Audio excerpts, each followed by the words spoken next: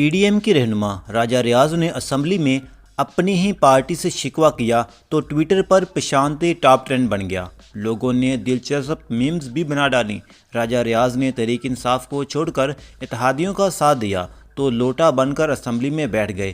اب راجہ ریاض نے بیان دیا ہے کہ یہ لوگ ہمیں پہچانتے نہیں ہیں۔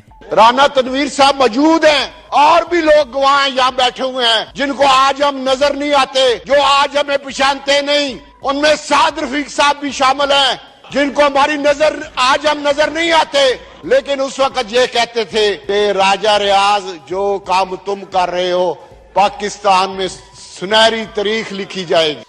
عمران خان کی کہی بات آج سچ ثابت ہو رہی ہے۔ آپ جتنا مرضی کہیں کہ جی میری ضمیر جاگ گیا ہے اور میں نے فیصلہ کیا ان چوروں کے ساتھ ملنے کا، لوگ آپ کی بات نہیں مانیں گے۔ آپ نے اپنے آپ کو بیچا ہے، آپ ہمیشہ کے لیے آپ اپنا مستقبل تباہ کر دیں گے، آپ کی زندگی میں ذلت ہوگی۔